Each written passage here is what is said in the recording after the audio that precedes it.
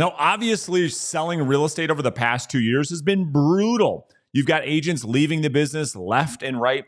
Why? Because transactions right now are almost as bad as they were back in 1995 when we did less than 3.9 million home sales. Now, things are starting to look better as a result of the recent jobs report. And since then, mortgage applications have increased already by 10%. And so here's what's going to happen. As we see mortgage rates continue to drop, with the Fed meeting coming up on September 17th, we're going to come out of a market where the Fed on purpose was trying to destroy demand. That was the goal. The goal is demand destruction. Why? Because inflation was out of control. And so as a result, they had to slow down the economy.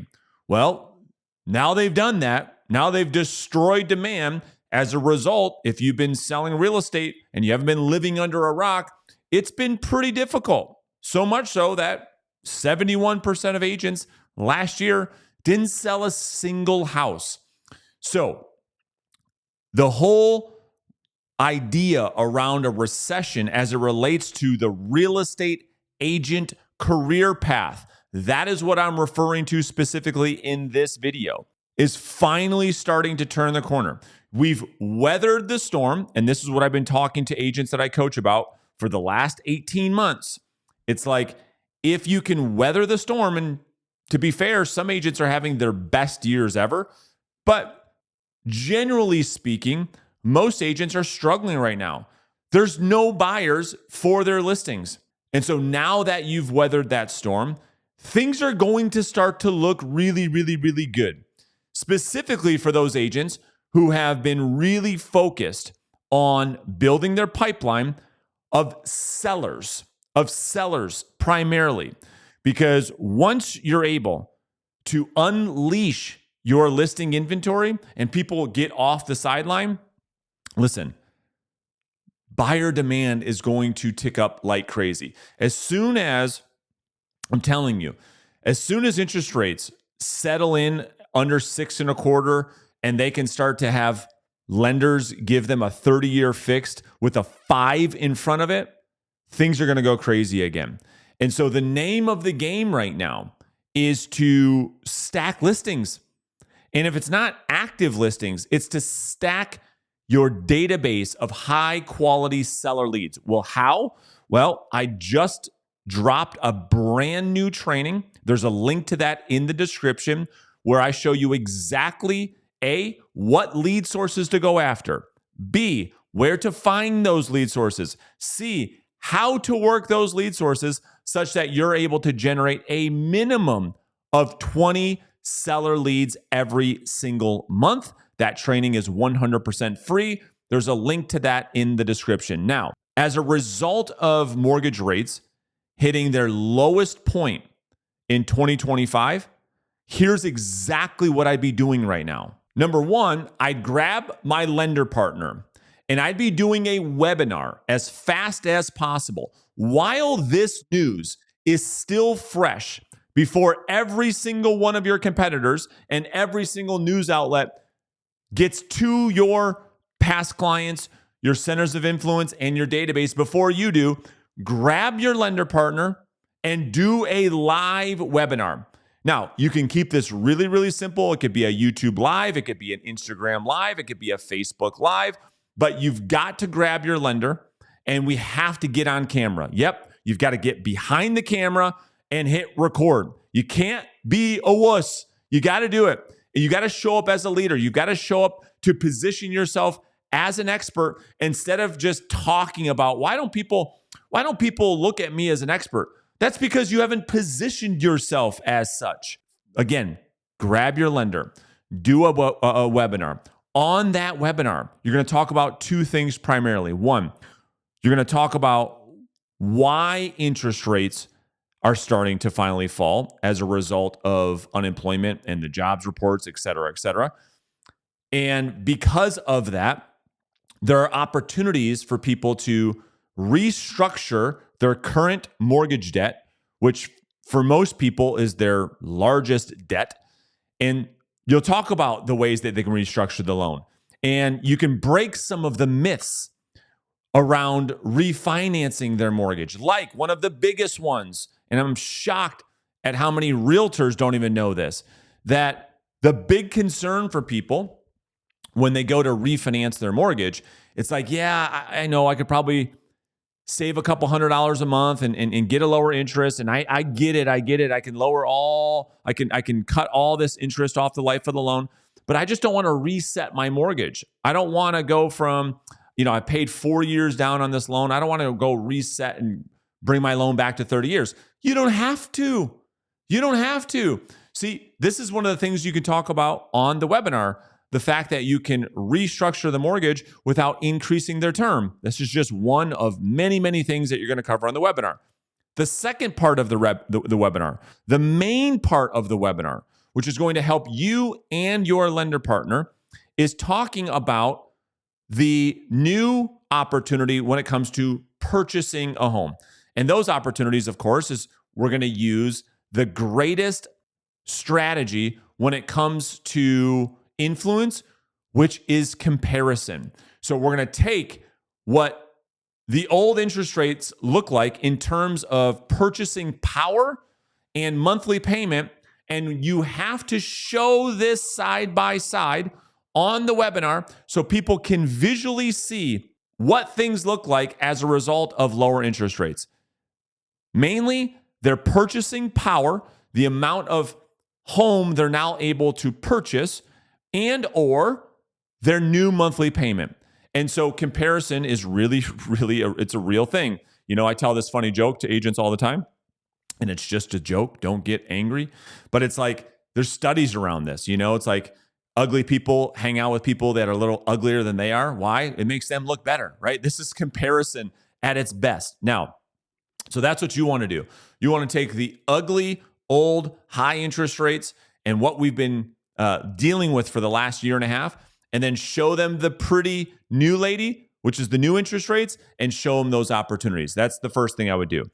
The second thing I would do is take that actual recording and do something that I don't understand why more realtors don't do this, but it's to actually email people in your database. We're not even talking about cold email, although I think you should really, really highly consider doing more cold email as lead generation.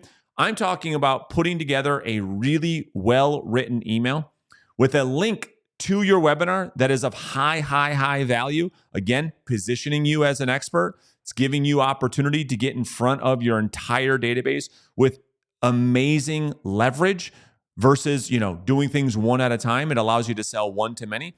So I would take the recording of the webinar. You can upload that to YouTube. Don't overthink this.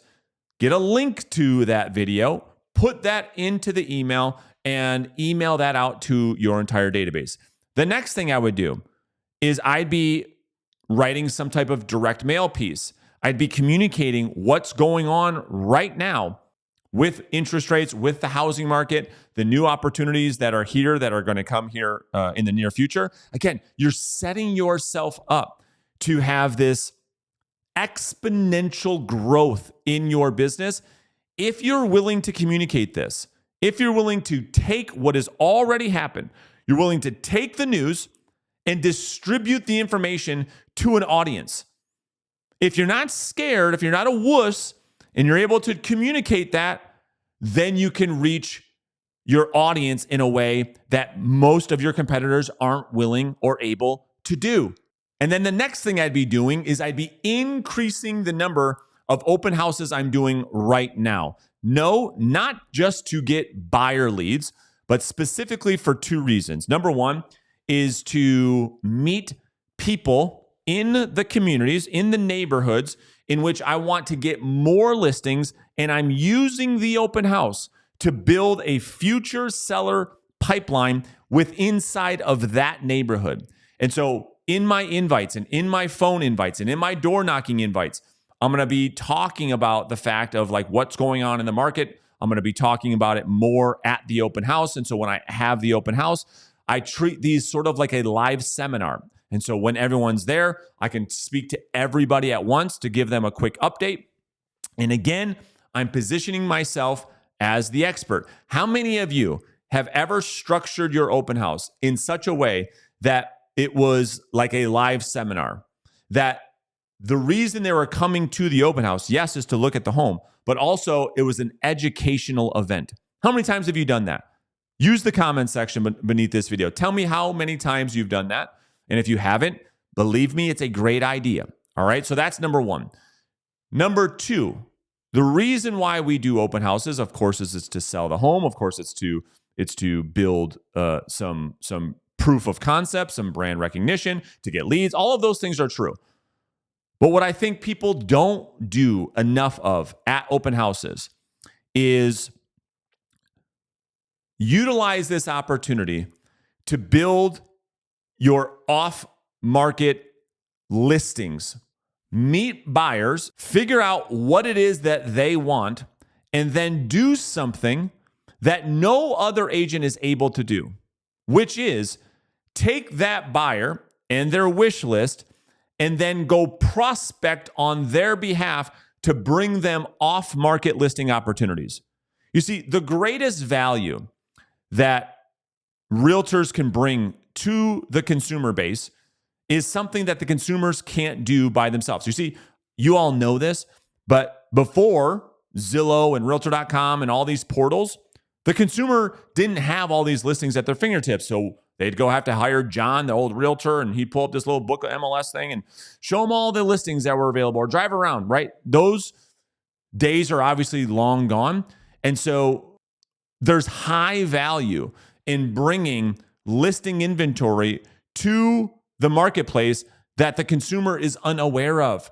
And so this does two things. Number one, it allows you to generate the very best buyer leads. It allows you to convert buyer traffic that comes through your open house into an actual client, because the offer that you're making is so much better than any other buyer agent offer. That's number one. Number two, and more importantly, it allows us to leverage that in our listing lead generation. See, the number one objection that most agents tell me they get when they are prospecting for listings is, well, do you have a buyer for my home?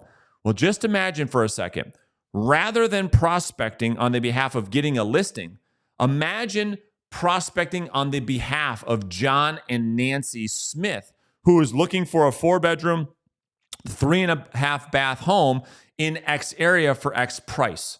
And how easy that conversation is, that you are calling on the behalf of somebody. So this is what you get to do. You get to have 10, 12 buyers come through the open house, have a great conversation, educate them, build some rapport, build some credibility, build some expertise, position yourself as an absolute trusted advisor. And then the offer that's being made that allows you to convert them into a client is to bring them off-market opportunities. We leave the open house, we do some prospecting like I ask you to do every single day on this channel, and now we're prospecting on behalf of those buyers. Do you get the power of this? You understand how you are able to leverage the buyer introductions that you get at an open house to go out there and secure more listings.